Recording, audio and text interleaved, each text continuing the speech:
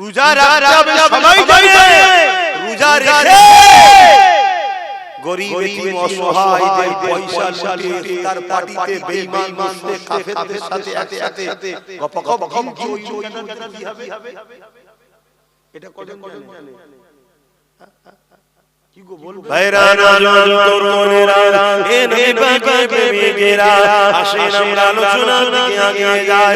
আল্লাহ নবী মদিনা থেকে মানুষকে দিনের কথা বলতে লেগেছে, মানুষকে ন্যায়ের কথা বলতে লেগেছে, মানুষকে তাওহীদের কথা বলতে লেগেছে, মানুষকে শিরকের কথা বলতে লেগেছে, মানুষকে প্রেমের ওই কথা বলতে লেগেছে। মানুষ মানুষকে ভালোবাসবে এই মিল মুহাব্বতের মানে আল্লাহ মানুষকে ছড়াতে লেগেছে। দাসত্ব বন্ধ করে দাও। মানুষ কখনো মানুষের গোলাম হবে না, মানুষ কখনো মানুষের দাসী হবে না। এ নয়জন তরুণেরা আল্লাহ নবীর হাতে হাতে মানুষ দলে দলে ইসলাম প্রিয়তে লেগেছে। এই খবরটা যখন আবু জেহেলের কাছে যায়, আবু জেহেল সঙ্গে সঙ্গে 1000 বাহিনীর একটা টিম তৈরি করেছে। প্রত্যেকের হাতে অস্ত্র রয়েছে, প্রত্যেকে ঘোড়া উটের পিঠে বসে মদিনার উদ্দেশ্যে রওনা দিয়েছে। মদিনার উপরে হামলা করে দেওয়া হবে, মদিনার মানুষ মুহাম্মদ সাল্লাল্লাহু আলাইহি ওয়াসাল্লামকে শহীদ করে দেওয়া হবে। এই উদ্দেশ্যে আবু জেহেল রওনা দিয়েছে। এ যুবকেরা তরুণেরা বাপেরা আল্লাহ তাআলা রাসূলুল্লাহকে খবর জানিয়ে দিলেন। নবী আমার মদিনার নববী শরীফেতে বসে গিয়ে সাহাবাদের লক্ষ্য করে বলতে লাগলেন, এ বাবা সাহাবারা আমি খবর পেয়ে গেছি আবু জেহেল উপরে লোক নিয়ে মক্কা হতে মদিনার উদ্দেশ্যে রওনা দিয়েছে। তারা মদিনার উপরে হামলা করে দেবে, মদিনার বাচ্চা মুরব্বি মা বাবা সবার উপরে হামলা করে দেবে, মদিনার মানুষকে কতলেআম করে দেবে। আমি রাসূলুল্লাহ আবু জেহেলকে মদিনায় না ঢুকতে দিয়ে মদিনার বর্ডারে আটকে দিয়ে তার সঙ্গে আমি শুনে করব, তার সঙ্গে আমি মীমাংসা যাব, তাকে আমি বুঝাবো যে আমি মক্কা ছেড়ে দিয়ে মদিনায় শরীফে চলে এসেছি। কেন তোমরা মক্কা থেকে মদিনার উপরে হামলা করতে আসছো?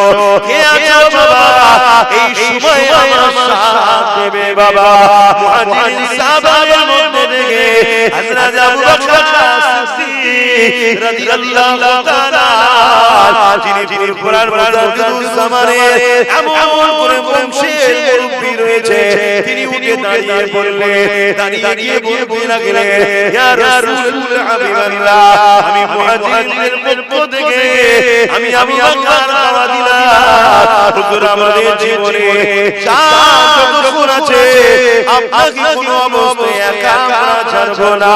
ইয়া রাসূলুল হাবিবাল্লাহ আমি আবু বকর মুহাজিরদের পক্ষ থেকে দাওয়াত দিচ্ছি, হুজুর এই সময়ে আপনার সাথে আমরা যেতে রাজি। আরো জোরে বলুন সুবহান।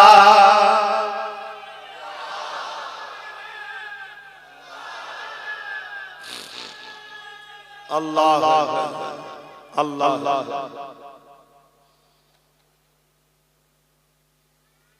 আনসারী সাহাবারা চুপ করে আছে। কাদেরকে মুহাজিরিন বলা হয় জানো তো? আর কাদেরকে আনসারী বলা হয় জানো তো? আরে হ্যাঁ না বলবো সবাইকে কাদেরকে আনসারী বলা হয় জানো? আর কাদেরকে মুহাজিরিন বলা হয় জানো? হয় হ্যাঁ না কিছু একটা বল।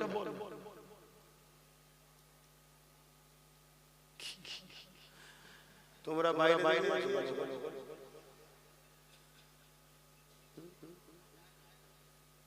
বসবো নে শিখবেও নে, তাহলে জানবে তাহলে বলে মুসলমান শেষ হবে। চিটে কেউ রাখে, ধান জমি থেকে কেটে চিটে রাখে, তাকে চিটেকে বাদ দিবার কত রকম পরিকল্পনা করা হয়। ফ্যান দেওয়া হয়, বিরোধী বাতাস দেওয়া হয়, কি চিটের কেউ দেখতে ধান কিন্তু তার মধ্যে অরিজিনাল অর্থাৎ দেখতে মুসলমান ভেতরে অরিজিনাল ঈমানটা তাকে আল্লাহ রাখবে।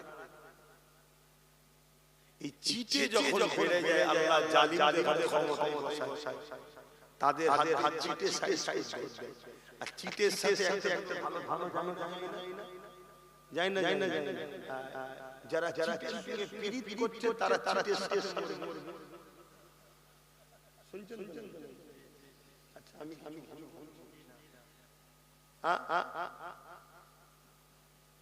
ভালো মুসলমান হও, বোঝ এটা শিক্ষার জায়গা, তোমার আমার মজলিসের জায়গা। এসো যখন সমস্যা এত মানুষ বসে গেছে, তোমরা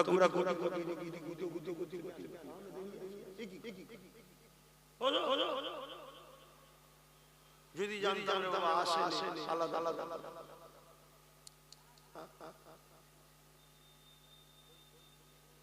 আব্বাস সিদ্দিকী অনেক পছন্দ করেন, আছে না? জোরে বলে আমাকে মুসলমানগুলো পছন্দ করে যারা রাসূলকে ভালোবাসে। তারা আমার পছন্দ করে না যারা রাসূলকে ভালোবাসে। কেন আমার পরিচয় তো কিছু নেই, আমার পরিচয় তো রাসূলুল্লাহর গোলাম। আমাকে সে ভালোবাসবে যে রাসূলকে ভালোবাসে, আমাকে তো সে ভালোবাসবে না যে রাসূলকে ভালোবাসে। কেন আমি কোনটা বলছি ইসলামের বিরুদ্ধে বলছি, আমাকে দেখান না ইসলামের বিরুদ্ধে নয়। আপনি ইসলামের বিরোধী করেন, ওটাই আমার খারাপ লাগছে। তাহলে আপনি ইসলামের পক্ষে হলেন কবে? যে ইসলামের দুশমনদের বিরোধী করলে আপনার কষ্ট হয়। তাহলে মুসলিমদের ওই চিটে মার্কার মুসলমান আছেন না, সব হুবহু মুসলমান, মানে হুবহু ভেতরে অর্থাৎ ঈমান হাওয়া দিয়ে শেষ করে দিতে হবে। আমার আল্লাহ জালিমকে বসিয়ে শেষ করে। আর এক তো ভালো চালও চলে যায় না ধান, আমরাও যাব। কেন যাব? এই জন্য যাব আমরা সঙ্গে মিশে ছিলাম। ওদের সঙ্গে মিশে ভালো মিশে ছিল তো, জোরে হাওয়াতে একটু ভালো যায় না, আমরাও মিশে ছিলাম, তাই একদম দুজন যাবে।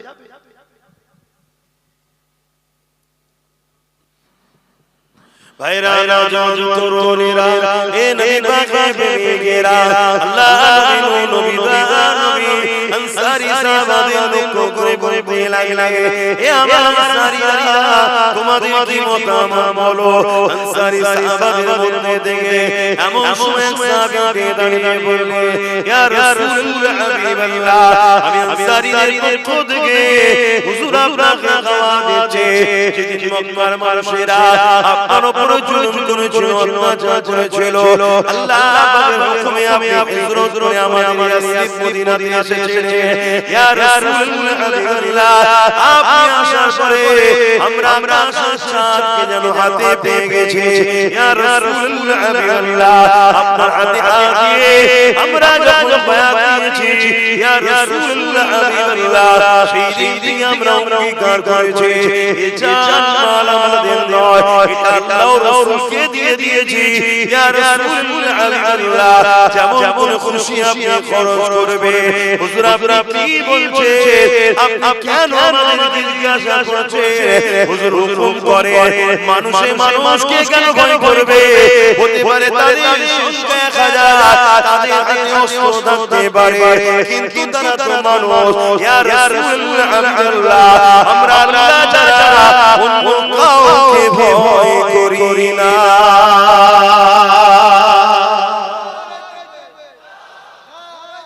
আল্লাহ ইমানদারের বৈশিষ্ট্য দেখছেন। আজকের দিনও লড়াই আগামী দিন হচ্ছে, আরো হবে, আগামী আরো ভয়ানক হবে।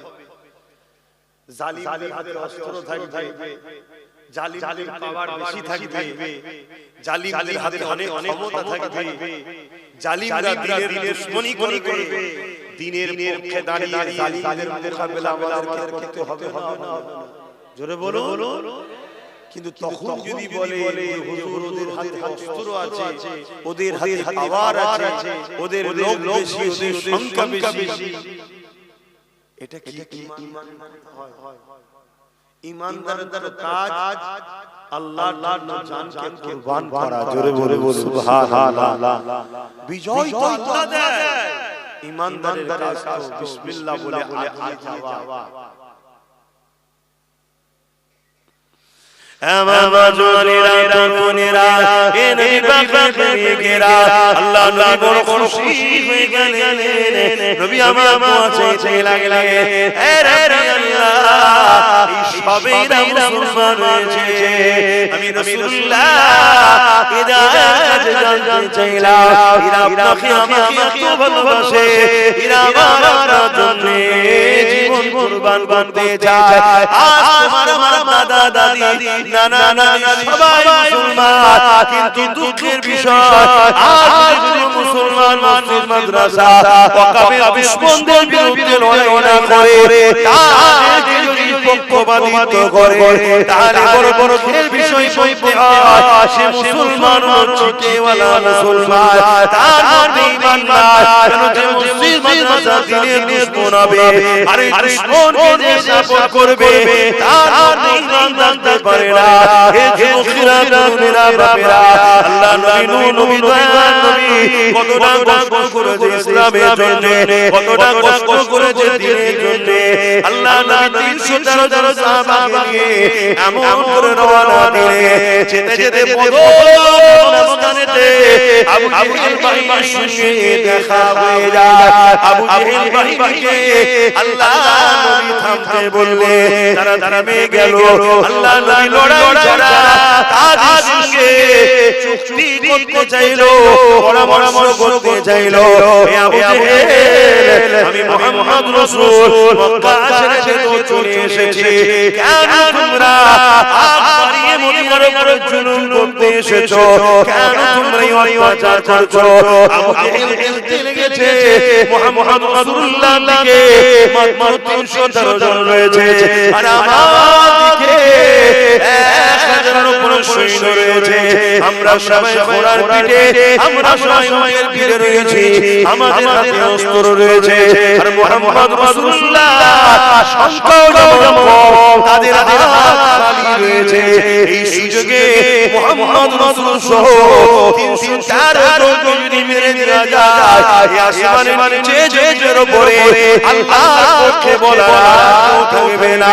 হে জানেরা, হে জানেরা, তোরা জানিস না ইসলাম কি জিনিস? আমার রাসূলুল্লাহ এই কথা বলে শুনতে চাইছে না। এই সময় আল্লাহর রাসূল নূর নবী নবীকে আবু জেহেল বলতে লাগলো, হে মুহাম্মদ, হয় তোমাকে আমার দলে আসতে হবে, নচেত আমাদের কাফেলায় লড়তে হবে।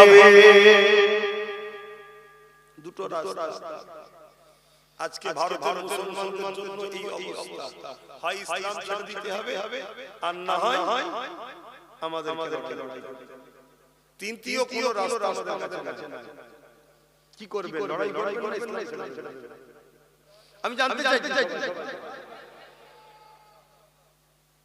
ঠিক বলছি? পারবে? কণ্ঠ থেকে আওয়াজ বেরোচ্ছে লড়াই।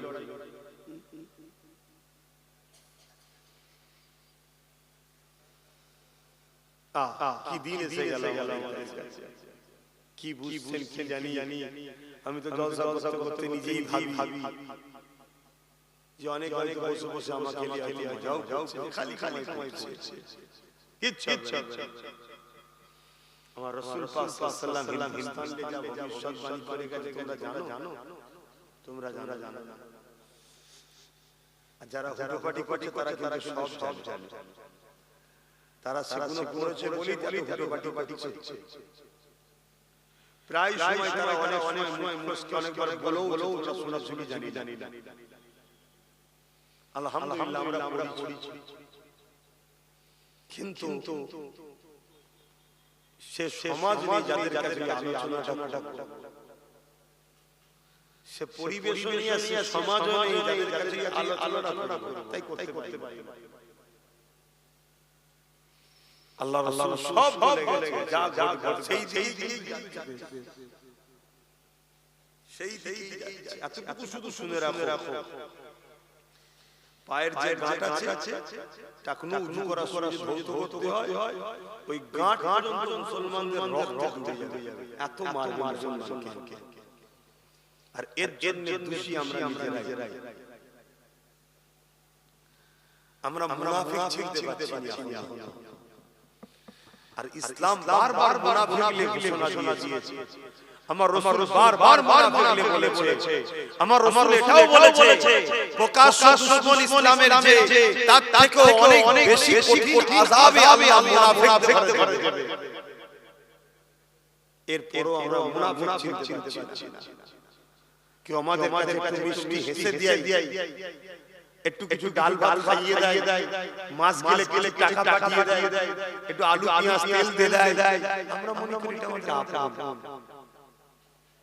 আমরা একবার ভাবি না যে আমাদের এই আপন সেজে আমাদের ভিতরে যে সুপার পাওয়ারটা আছে যেটা পরমাণবিক শক্তি থেকেও শক্তি সেই ঈমানটাকে এই দাঁড় করছে কেন যতদিন আমাদের ঈমান আছে ধান যতদিন হবে চালওয়ালা ততদিন আমাদের গুরু থাকবে সবাই আমাদের পিঠে খুঁটে হলো বলবে কি লাই আর যেদিন ওই ঈমান চলে যাবে ঝাঁটা দিয়ে ফেটিয়ে বার করবে কি চিটেকে ঝাঁটা করে না একটু বল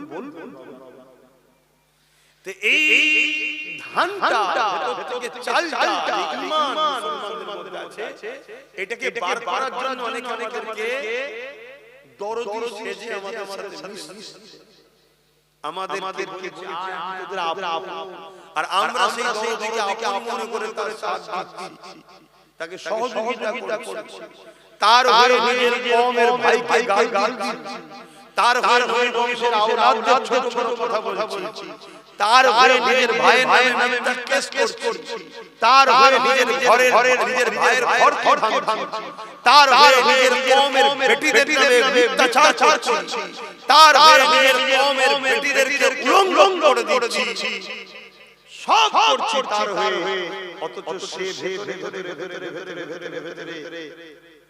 আমাদের শরীরের পাওয়া ঈমানটাকে বার করছে হারাম খাদ্য খাইয়ে ভুল রাস্তায় গিয়ে আমাদেরকে গানে যাত্রা ফাংশনে খেলা লালায় গিয়ে আমাদের ঈমানকে কত দুর্বল করছে করে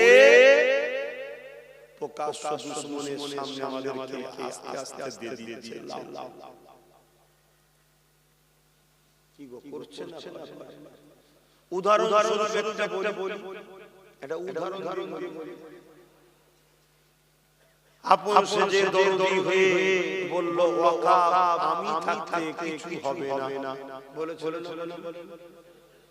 লাস্টে সেই ওয়াকাফটার আইনটা মেনে এই হচ্ছে বন্ধু সেজে মুনাফিক আর প্রকাশ্য দুশমনকে ওই যে মাথায় বসে আছে ঠিক আমাদেরকে ডুবালো এরকম হাজারো দিক আমাদেরকে কিন্তু আমরা আর আমার মতো যখন নবী বংশের আওলাদ আমাদেরকে বুঝাবে যে ভাই এই লড়াই শুধু আমার ছেলে তোমার ছেলে চাচা বাকরি নয় এই লড়াই তোমার আমার বাচ্চা মসজিদ মাদ্রাসা ইসলাম পাবে তোমরা ভাবছো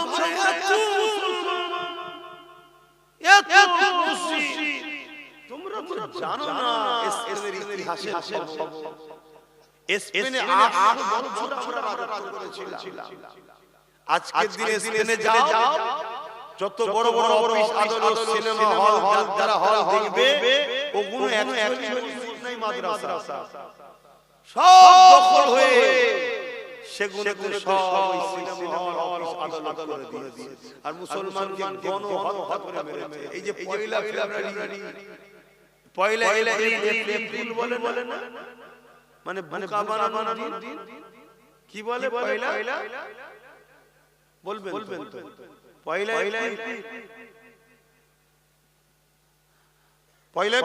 তো বোকা বানাবো বলেন না এপ্রিল তার মানে বোকা বানানো অ্যাকচুয়ালি ইতিহাস কি জানো এর ইতিহাস জানো মানে মুসলমানের ছেলেরাও এফএম করে কতটা কলঙ্ক জাতের চিন্তা করো এ জানি না পয়লা কি হয়েছিল পয়লা এপ্রিলে স্পেনে কয়েক লক্ষ একদিনে কয়েক লক্ষ নারী শিশু মুরব্বি যুবক সবাইকে হত্যা হয়েছিল বোকা বানিয়ে স্পেনের রানী বলেছিল যারা বাঁচতে চাও মসজিদের মধ্যে ঢুকে যাও আর নারী পুরুষরা এই নারী শিশুরা জাহাজে যাও বাইরে চলে যাও মুসলমানরা ভাবলো তাই মসজিদে ঢুকে গেল মসজিদে তালা লাগিয়ে দেওয়া হলো আর যারা জাহাজে ছিল জাহাজ আগে থেকে তো ছিদ্র করা ছিল হাজার শয়ে শয়ে জাহাজে হাজার বাচ্চা নদীতে ডুবে এক মুহূর্তের মধ্যে তাদের চিৎকার চেঁচামেচি লাখ মুসলমান হয়ে গেল ওদিকে মসজিদের মধ্যে যারা ছিল তাদেরকে আগুন দিয়ে মত পুরানো হয়েছিল এই পয়লা এপ্রিল এই যে বোকা বানিয়ে মুসলমানকে মেরেছে এটা হলো এপ্রিল ফুল আমাদের মতাও আমাদেরকে বোকা বানিয়ে মারছে এপ্রিল ফুলি বানাচ্ছে কথা বুঝা কিন্তু আমার মাই চলবে না আমার কওমের একটা অংশ এখনো লিচ্ছি তারা এখনো সমালোচনা করছে আছে না তাহলে কি বলা না কে নেবে না আশা করে আমি বলছি না আমি বলছি আমার আল্লাহকে শুকর করার জন্য আল্লাহ আমি বিলি দিচ্ছি ও প্রকাশ দুশমন কেন্দ্র সরকার মোদি আমাদের প্রকাশ্য কি বলে দুশমন আমরা চিনি যে দুশমন আমাদের তাই তো না কি অমিত শাহ বন্ধু নাকি হ্যাঁ দুশমন সন্দেহ আছে তুই বসি তখন বস দেখি যেখানে রাত কানে তাহলে প্রকাশ্য দুশমন আমরা কিন্তু এইটাকে আমরা দুশমন মনে করেছিলাম বলুন একটা সময় তো আমিও অপমান করেছিলাম কিন্তু আমি আগে বুঝতে পেরেছি আপনারা দেরি করেছেন কিন্তু ভুল হয়েছে বলুন ভুল হয়েছে তো ভুল তারা করেছে আমরা এই ভুলের আশ্রিত কাদেরকে করতে হবে আমাদের তবে আল্লাহ সাহায্য পাবেন আল্লাহ আমরা আমরাই এই মুশরিককে দূর হটাবো ইনশাআল্লাহ আল্লাহ আরে আমরা সহজে পাওয়ার জন্য এতটা গুরুত্ব আমাদের নাই ওই সময় বদরে জমিনে আল্লাহ রাসূলকে যখন কথা বললো নবী সাহাবাদেরকে বলতে লাগলেন এ সাহাবারা এদের প্রথম নম্বর কথা তো কোনোভাবে মেনে নেওয়া যাবে না কারণ এরা অন্যায় করে এরা তাওহীদের বিরুদ্ধে এরা শিরক করে এরা জুলুম করে অন্যায় করে এরা অত্যাচার করে দ্বিতীয় নম্বর কথাটা হলো এরা মোকাবেলা করা যখন তুই ইচ্ছা আমাদেরকে তাহলে পিছে দাঁড়াতে হবে এ বাবা সাহাবারা তোমরা বাবা কাদের হয়ে যাও সাহাবারা বলে লাগলেন ইয়া রাসূলুল্লাহ হাবিবাল্লাহ আমাদের হাত খালি ওদের হাতে অস্ত্র রয়েছে আল্লাহ নবী বললেন বাবা সাহাবারা খাজুরের ডালে বিসমিল্লাহ বলে উঠিয়ে না হকের পক্ষে যদি থাকো বিসমিল্লাহ বলে আগিয়ে যাও তাতে যদি আল্লাহ তোমার ওই দিবি রাখি আমার যদি রাখি হবে কিন্তু আল্লাহ পক্ষে ছিলাম এটা প্রমাণ দিতে পারবে এনে জানেনা হে নবী প্রেমিকেরা আল্লাহ সাহাবা খাজুরের ডাল নিয়ে গেলেন আল্লাহ নবী কাতার দেখতে লেগেছে যুদ্ধের রণকৌশল নবী আমার সাজিয়ে তৈরি করছে ঠিক এমন সময় ওই কাতারের মধ্যে ছোট ছোট বাচ্চাকে দেখতে পায় এক ভাইয়ের নাম মুআজ আর এক ভাইয়ের নাম মুআজ এই দুই ভাই যখন মদিনা মদিনাতে নববী শরীফে দিকে গেল গিয়ে দেখতে লেগেছে আল্লাহ নবী নবী শরীফে মুরব্বি সাহাবা রয়েছে যুবক সাহাবা নাই আল্লাহ নবী নাই এই দুই বাচ্চা ঘরে বসে বলতে লেগেছে আম্মা জান আজকে মদিনা নববী শরীফে আল্লাহ রাসূলকে দেখতে পাচ্ছি না রাসূলুল্লাহ সাহাবাদেরকে দেখতে পাচ্ছি না ওই সময় মা বলেছিল এ ছেলে মক্কা আবু জেহেল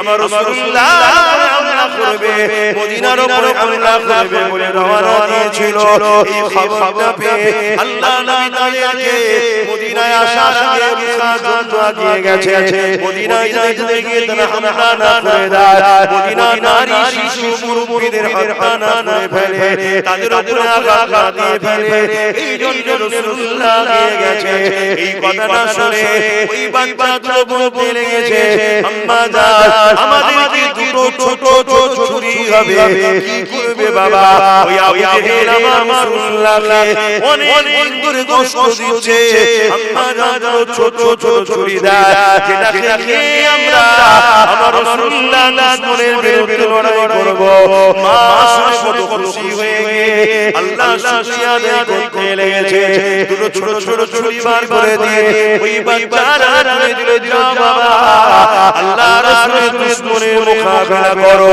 আর আজকের মায়েরা বলছে না বাবা ওদিকে যাস না যেখান থেকে আমি ভিক্ষা পাই সেদিকেই থাক বাবা এমন মা তো ওই মায়ের ছেলে ওই মাকে জুলুম করবে কথা বলা কেন ও মা ছেলেকে রাসূল চিনাই নাই হক চিনাই নাই ইসলামের দুশমন চিনাই তবে আলহামদুলিল্লাহ যে মা তার সন্তানকে রাসূল চিনাবে আল্লাহ চিনাবে সেই সন্তানকে আল্লাহ এমন তৈরি করবে এই মায়ের পায়ের তলাতেই জান্নাত মায়ের পায়ের তলাতেই থাকবে জোরে জোরে সুবহানাল্লাহ এ তরুণেরা এ মা নবী পাকের প্রেমিকেরা বাপেরা জওয়ানেরা তরুণেরা বন্ধু শুনে রেখে দাও আল্লাহ নবী যখন এই বাচ্চাগুলো সামনে এসে দাঁড়ালেন ওই বাচ্চা দুটো রাসূলুল্লাহ নবী দরবারের ময়দান থেকে তাদেরকে ঘরে পাঠিয়ে দেয় এই চিন্তায় তারা পায়ের উপরে টিকে দিয়ে মাথাটাকে ঠেলে উঁচুতে তুলতে লেগেছে কেন আল্লাহ রাসূল লড়াইয়ের ময়দানে মহিলা শিশু মুরব্বিদের যাওয়া নিষেধ করেছে এই যুবকেরা তাই নবী আমার বাচ্চাদেরকে লড়াইয়ের ময়দানে ইজাজত দেবে না এই জন্য চিন্তা করে এই বাচ্চাগুলো পায়ের উপরে ভর দিয়ে নিজেকে ধরেছে আল্লাহ নবীর সামনে এসে দাঁড়িয়ে গেছে কতক্ষণ বাচ্চা পায়ের উপরে ভর দিয়ে থাকবে আবার পা থেকে পড়ে যায় আবার ঠেলে ওঠে আল্লাহ নবী মুচকে এসে বললেন বাবা ছেলেরা কার ছেলে বাবা মায়ের কোলে ফিরে যাও বাবা এটা খেলা করার মাঠ নয় এখানে লড়াই হবে বাবা কেন জালিমরা আমাদের সঙ্গে সংসদে আছে না জালিমরা আমাদের সঙ্গে মীমাংসায় আছে না তারা সরেতে আসতে চায় না তারা মোকাবিলা করতে চায় এই ময়দান তোমাদের জন্য নয় বাবা যাও বাবা ঘরে চলে যাও বাবা এই বাচ্চা বলতে লাগলে ইয়া রাসূলুল্লাহ হাবিবাল্লাহ মায়ের কাছ থেকে ইজাজত নিয়ে এসেছি হুজুর আপনার পক্ষে দাঁড়িয়ে আপনার দুশমনদের বিরুদ্ধে লড়তে চাই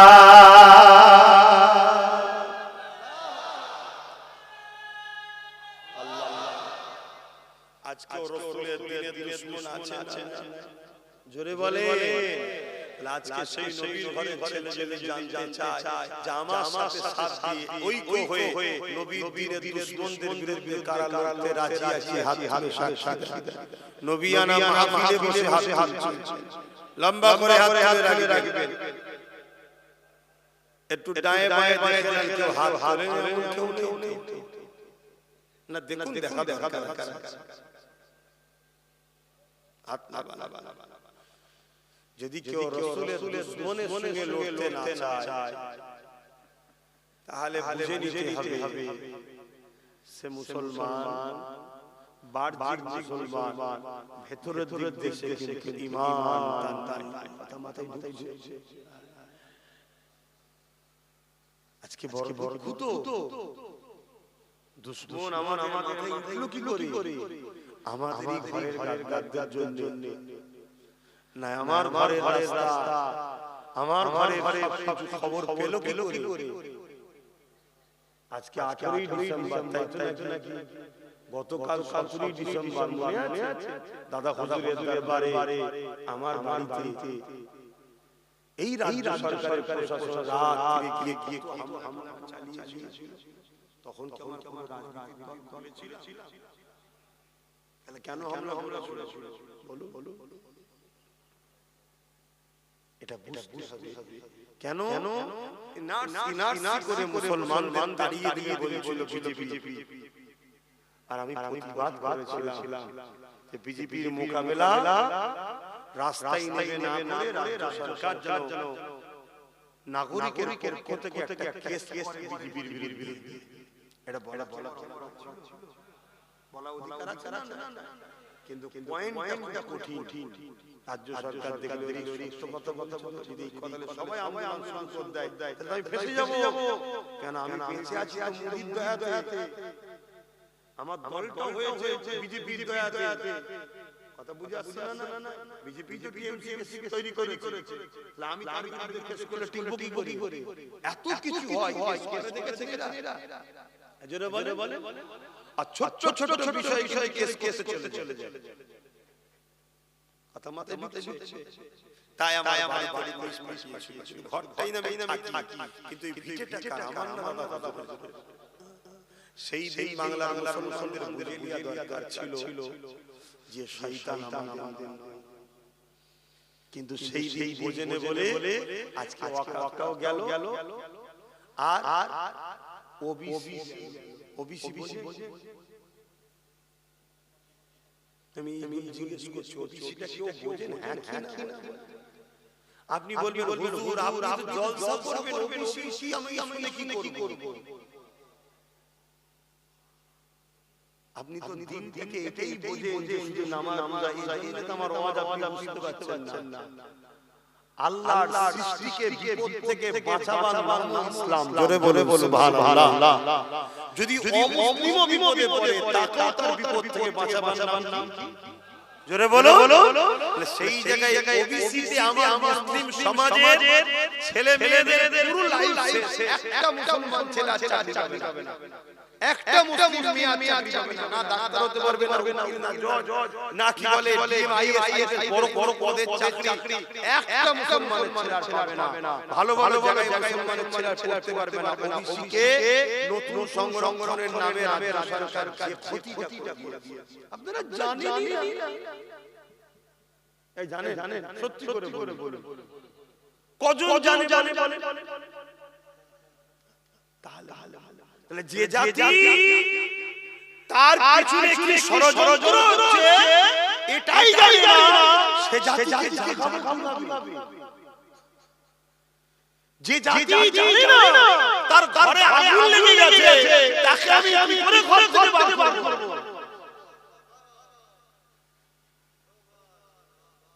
আগে তো জানতে হবে যে আপনার পিছনে কি ষড়যন্ত্র চলছে উত্তর প্রদেশ গুজরাটে কাশা মুসলমানদের ঘরগুলোকে ভেঙে দেওয়া হচ্ছে তাদেরকে বুলডোজার দিয়ে তাদের ঘর ভেঙে দেওয়া হচ্ছে তাদেরকে মেরে ফেলা হচ্ছে তাদেরকে তাড়িয়ে দেওয়া হচ্ছে এটা উত্তর প্রদেশে হচ্ছে আসামে হচ্ছে গুজরাটে হচ্ছে বিজেপি শাসিত এলাকায় হচ্ছে আর আমার রাজ্যের সিস্টেমটা একটু আলাদা কি এখানে প্রয়োজনে একদম আমাদেরকে শেষ করে দেওয়া হচ্ছে। যেমন এই যে ভ্যাকসিন দিয়েছেন না, করোনার ভ্যাকসিন, কি গো এই ভ্যাকসিন বর্তমান রিপোর্ট কি?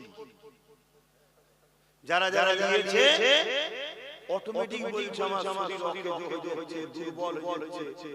কথা বুঝা যাচ্ছে? এই ভ্যাকসিন টাইপের মমতা আমাদের আস্তে আস্তে শেষ করছে, যেটা আমরা বারবার দিতে পারছি না। কেন? ঘুমটা দিয়ে আছে তার দলে নামকে নামে মুসলমান, হাতে মুসলমান নয়, 40-50 জনকে এমএলএ এমপি করে দিয়েছে, যাদেরকে আমরা মনে মুসলমান, আদৌ মুসলমান নয়। এই কথা বুঝছেন না? যারা শিরকের সঙ্গে যুক্ত হয় তারা আবার কি করে মুসলমান? শিরকের অনুষ্ঠানকে পার্টিসিপেট করে আনন্দ প্রকাশ করে তারা আবার মুসলমান হয়। ভাই কি গো অসুবিধা খালি ঘুমাই না এসব বলা কি ঘুমো মুসলমান। এখনই দোয়া করে দিচ্ছি, ঘরে গিয়ে খাওয়া দাওয়া নামাজ পড়তে হয়, কম্বল ঘুমিয়ে ঘরে আগুন লেগেছে, ঘরের আগুনটা যখন নেবে বলে লাগবে, তখন যদি ঘুম ভাঙে তখন দেখবে ঘর আগুন দেখিরা বিছখানে আরো থাকি।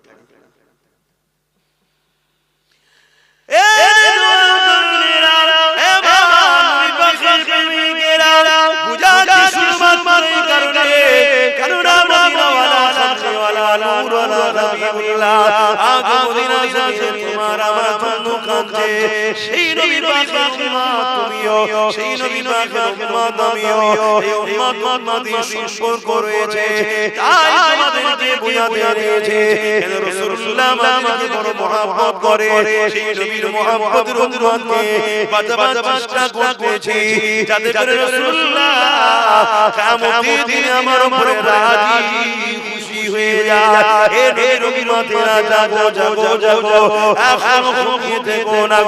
আল্লাহ নবী জানিয়ে দিলেন, হে আমার উম্মতেরা, আমি রাসূলুল্লাহ আমাকে যারা মানো কিয়ামতের শেষ দিন পর্যন্ত তোমরা কুরাইশের বংশের ছেলে ঝানঝান নিচে থাকবে, কুরাইশের নেতৃত্ব মানবে। হে যুবকেরা তরুণেরা, আল্লাহ কুরাইশ সন্তান করেছে, সমাজের মুজাহিদ করেছে, তার নেতৃত্ব তোমার আমার বাপ দাদু এখন সবাই মেনে চলছে। সেই বংশাবলী হিসাবে আজ আমাদেরকে ডাকি, আসো ঐক্যবদ্ধ হই, ক্ষমতা অর্জন করি। যে রাস্তায় তারা আমার মসজিদকে মিটাচ্ছে, যে রাস্তায় তারা আমার মাদ্রাসাকে মিটাচ্ছে, যে রাস্তায় তারা আমার আখড়াকে নিয়েছে, ওই রাস্তা দিয়ে হেঁটে গিয়ে পাওয়ার তৈরি করে আমাদের আখড়াকে ফিরিয়ে নেব। পাশাপাশি আমাদের চাওয়া প্রয়োজন যা আছে আল্লাহ পাকের দয়াতেও সেটাও ইনশাআল্লাহ মিটে যাবে। আর যদি তা না করে ঘুমিয়ে থাকে, চাই যাতে করো, সময় কিন্তু বড় সংক্ষেপ, আফসোস করতে হবে। বিগত দিন যা বলেছিলাম আজকে তাই ঘটছে, আজকে যা বলছি কাল ঘটে যাবে ইনশাআল্লাহ। আসেন আমার রাসূলুল্লাহর কথা বলছিলাম, ওই বাচ্চাগুলোকে বারবার বোঝাতে লেগেছে, হে বাবা ছেলে মায়ের কাছে ফিরে যাও বাবা। ওই বাচ্চা দুটো বলতে লেগেছে, ইয়া রাসূলুল্লাহ হাবিবাল্লাহ আমি যাব না, হুজুর আমাদেরকে পাঠিয়ে দেবেন না, মাকে বলে এসেছি ভাই জীবন দেব না। রাসূলুল্লাহর জালিমের বিরুদ্ধে লড়াই করে আবু জেহেলকে খতম করে দেব। ইয়া রাসূলুল্লাহ হাবিবাল্লাহ আপনি আমাদেরকে আপনার রাস্তায় সরিয়ে দেবেন না। এই বলে বাচ্চা দুটো কাঁদতে লেগেছে। আল্লাহ নবী ভাইয়ের মধ্যে থেকে বললেন, ঠিক আছে তোমার ভাইয়ের মধ্যে যে বড় তাকে আমার সাথে ইজাজত দিলাম, কিন্তু ছোট ভাই তুমি তোমার মায়ের কাছে ফিরে যাও।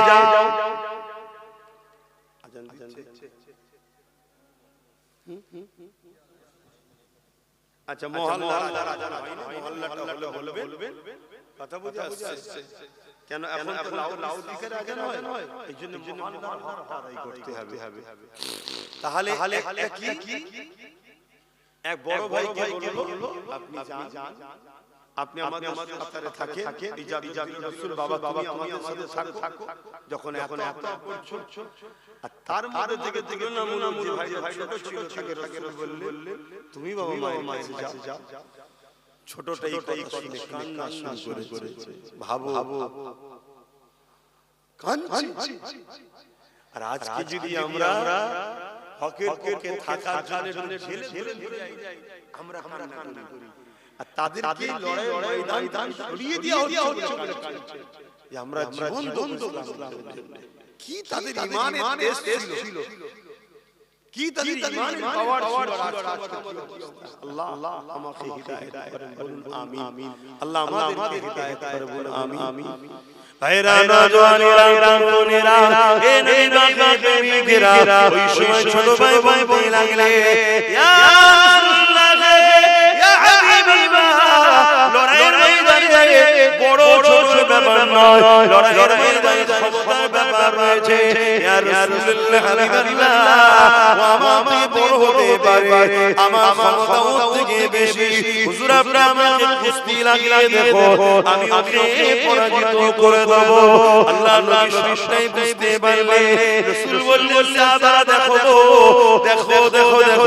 আল্লাহকে কতটা ভালোবাসে এই বাচ্চা দেখো বাবা এই বাচ্চা যাদের রাসূলকে কতটা ভালোবাসে এই যুবকেরা আল্লাহ নবী সাহাবাদেরকে ডাকলেন তাদের মধ্যে কুস্তির প্রতিযোগিতা শুরু হলো কিন্তু কুস্তির প্রতিযোগিতার আগে ছোট ভাই বড় ভাইয়ের কানে বলে দিল ভাই আপনি তো বড় আপনি তো জিতে যাবেন ক্ষমতা আপনার বেশি কেন আপনি জান্নাতে যাবার রাস্তা আটকে দিয়েছে ভাই আমাকে একটু জিতা সুযোগ না দেন এই কথা হয়ে গেল আল্লাহ নবী সবই দেখে মুচকি হাসি হুজুর তো সবই জানে এই যুবকেরা তরুণেরা ছোট ভাই বড় ভাইয়ের গায়ে হালকা করে টাচ করলো বড় ভাই জমিনে পড়ে গেল ছোট ভাই বুকের উপরে বসে পড়লো পরে তাই রাসূলুল্লাহ বলতে লেগেছে ইয়া রাসূলুল্লাহ হাবিবাল্লাহ দেখে হুজুর আমি জিতে গেছি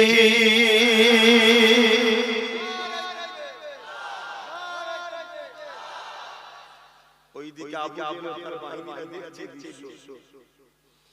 যুদ্ধ কি করবে যুদ্ধ করার আগে কি হারবে না যে জাতি মরার জন্য কম্পিটিশন করে সে জাতিকে পৃথিবীর কোনো শক্তি হারাতে পারে যে জাতি বাঁচার জন্য জালিমের পিছনে লুকোয় ইসলাম দেশি পিছনে লুকোয় সে জাতিকে তো সবাই মারে ভাই আজকে আমরা মূল স্রোত থেকে সরে গেছি তাই রাসূল বললেন একটা সময় আমার উম্মত প্রচুর মার খাবে সাহাবারা বলেছেন হুজুর আমার ভাইদের কি সংখ্যা কম হবে রাসূল বললেন না সংখ্যা অনেক হবে কিন্তু তারা মিনকে ভয় করবে আল্লাহকে ভয় করে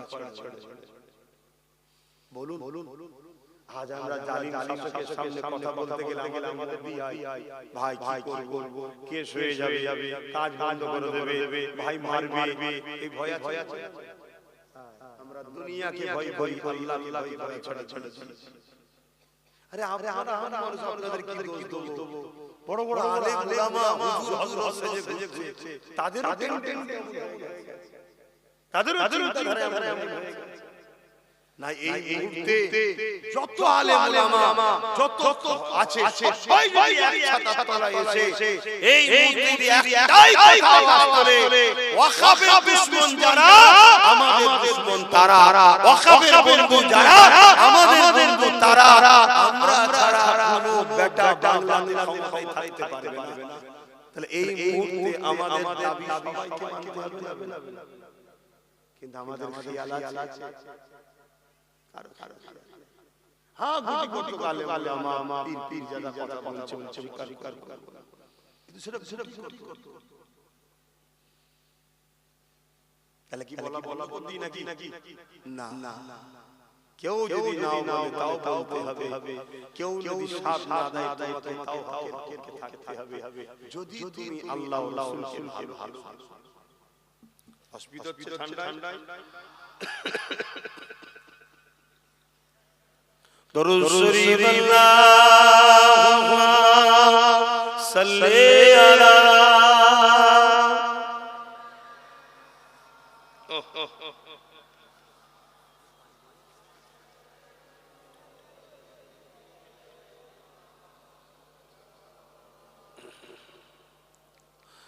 মধুর চেয়ে মধুর আরো আমার নবীর নাম,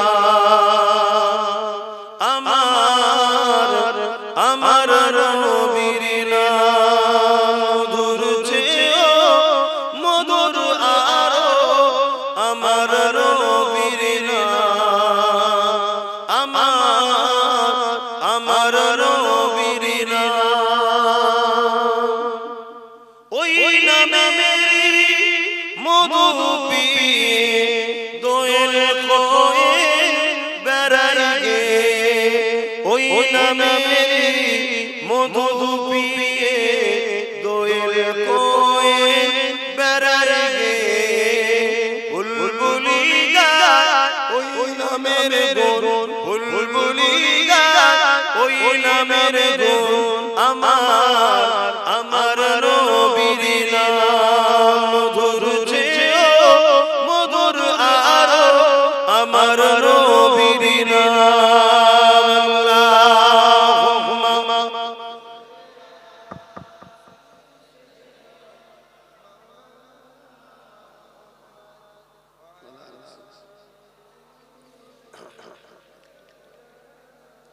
ভাইরা কি কথা বলবো না, শেষ করে দেবো। অসুবিধা হচ্ছে না তো? ভালো লাগছে না তো? কেন আপনারা উপরে তো একেবারে তবে আল্লাহ নিয়ামত আছে, তাদের ছাওয়া তারপর এটা নিহনি হয়ে পড়ে পুরো খোলা আমার চারিদিকে একটা ঠান্ডা ভাব লাগে। শুধু এটা নয়, এই এলান যখন রাসূল করেছিলেন বদরের জমিনে, এই মক্কা মদিনা শরীফের জমিনে কি আসো যেতে হবে, ওই সময় একটা বাড়িতে বাপ আর বেটার মধ্যে লড়াই হয়ে গেছে। এই লড়াই দুই জায়গা দখল নিল। এই লড়াই কারবার দেশের লড়াই নয়, এই লড়াই আমাদের নয়, কম্পিটিশনের লড়াই। কি লড়াই? বাপ বলছে আমি রাসূলুল্লাহর সাথে যাব, আবু জেহেল খেলতে, ছেলে বলছে আমি রাসূলুল্লাহর সাথে যাব। বাপ বলছে তুমি ঘরে থাকো, ছেলে বলছে না বাবার বয়স হয়েছে, আপনি ঘরে থাকে, আমি রাসূলুল্লাহর সাথে যাব। জোরে বলে বলুন সুবহানাল্লাহ। হাই তাদের কি কম্পিটিশন ছিল। আজ যদি সময় ডাকা হয় চলো আগামী দিন মসজিদ মাদ্রাসার ওয়াকাফ বাঁচাবার স্বার্থে জালিমদের বিরুদ্ধে লড়াই করতে হবে। তুমি আমি বলবো আমার মাঠে চাষ আছে, আমার বাজারে জিল জিতে হবে, আমার হাতে কাজ আছে, দোকান খুলতে হবে। কি বলি হাই হাই এত সহজ, এটাও করতে হবে। কিন্তু কখনো যদি তোমার প্রয়োজন হয় দিনের স্বার্থে তোমার জীবনকে দিতে, সেদিন তোমাকে দুনিয়ার দিকে তাকাতে হবে না। যত গাড়ি বাড়ি জমি জায়গা, আহা পরিবার স্ত্রী বাচ্চা সন্তান সব রেখে দিয়ে চলে যাবো, হবে না। তোমার যদি মরণ থাকে তবে তো মরবে, না হাজারো লড়াইয়ের ময়দান থেকে তুমি বিজয় হয়েই ফিরবে। জোরে বলে সুবহানাল্লাহ। হযরত সালাউদ্দিন আইয়ুবী 125টা লড়াই করেছে, প্রত্যেকটা লড়াইয়ে বিজয় লাভ করেছে। আর উনি প্রত্যেকটা লড়াইয়ে যাওয়ার আগে আল্লাহর কাছে দোয়া করতেন যে আল্লাহ আমি যেন শহীদ হই, কিন্তু একটা 125টা লড়াইতে সব লড়াই বিজয় লাভ করে শহীদ হই। জোরে বলে সুবহানাল্লাহ। আবার লড়াই কেমন লড়াই? একটা যুদ্ধ হয়েছিল মুতাত যুদ্ধ, যেখানে রোম এম্পায়ারের সাথে লড়াই। রোমের রোমারিয়াদের সৈন্য ছিল 2 লক্ষ। আর সালাউদ্দিন ইমাম হযরতে আমার নবী পাক সাল্লাল্লাহু আলাইহি ওয়াসাল্লামের সাহাবী, তিনাদের সংখ্যা ছিল মাত্র 3000। ভাবতে কোথায় 2 লক্ষ, কোথায় 3000। তারপরও সাহাবারা বিজয় হয়েছে খালিদ বিন ওলীদের নেতৃত্বে। আল্লাহু আকবার। জোরে বলে সুবহানাল্লাহ। হযরত সালাউদ্দিন আইয়ুবীর কথা ভাবো, এসব ইতিহাস যুবকদের জানা দরকার। জানো তো নাকি? সব শুনবে পড়বে। মুনাফিকরা যুগে যুগে কত ক্ষতি করেছে তোমরা জানো না। হযরত ইমামে হুসাইন পাক কারবালায় গেছে মাত্র 72 জনকে নিয়ে। আর এজিদ বাহিনী এসেছে 25,000 এর মধ্যে 13,000 ছিল আলেম উলামা মুফতি এজিদের পক্ষে। ভাব তা আজকের এজিদের উত্তরসূরিদের পক্ষে আলেম উলামা আছে না? কথা বলছো না তো? থাকবে তো, এটা কি পরীক্ষা আমাদের যে তুমি মৌলী সাহেব থেকে ছোট না মৌলী সাহেব নবীর পক্ষে আছে না বিরুদ্ধে ওইটা দেখো। এটাই তো ব্যাপার। এজিদ কাউকে বলেছে ওই এলাকার গভর্নর দেবো, ওই এলাকার তোকে এই দায়িত্ব দেবো, কাউকে সোনা দানা দিয়েছে, কাউকে টাকা দিয়েছে, এই সব লোভে পড়ে 13,000 আলেম উলামা মুফতি হাফেজ এজিদের সাথ দিয়ে ইমামে হোসেন পাককে শহীদ করেছে। এসব ওয়াজ পড়ে জেনে শুনে ওয়াজ করতে বেরিয়েছি, আমাদের জিন্দেগি কোনো ভরসা নাই। কেন আজ অনেক আলেম উলামা আমার বিরোধী আজকের এজিদের সঙ্গে থেকে করে না, কিন্তু সব চিন্তা করতে গেলে হবে না। আমরা তো দাবি করি যে আমরা হোসেন পাকের গোলাম, কি দাবি করো না? আমরা হোসেন পাকের সঙ্গে জান্নাতে যাব, বলো না? তো মুখে হবে, প্রমাণ দিতে হবে না যে আজকের এজিদের বিরুদ্ধে আমরা থাকবো, তবেই তো হোসেনের পক্ষে থাকবে। এজিদের পক্ষে আর বলবে আমরা হোসেনের পক্ষে, এই মুনাফিকি ছাড়া কি হতে পারে? দুনিয়াকে হয়তো তুমি ধোঁকা দিয়ে দিয়েছো, আমার আল্লাহকে ধোঁকা দিতে পারবে কি গো? আমার আব্বা জানেরা শুনছো, ছেলে ঠিক ছিল নাকি? মুরব্বিরা কি বলছে? ঠিক ছিল। সারা জীবন ওয়াজ হচ্ছে, নামাজ পড়ো, রোজা রাখো, হজ করো, দাঁড়িয়ে রাখো, সারা জীবন ইসলামে ছাড়া নামাজ পড়তেই হবে, সবাই জানে, কিন্তু নামাজ পড়ে যদি এতিমের মাল ঝেড়ে খায়, সে নামাজি যাবে, এটা কজন জানে? নামাজ পড়তে হবে সবাই জানে, কিন্তু নামাজ পড়ে যে বেদ দিয়ে পড়লে নামাজি হবে।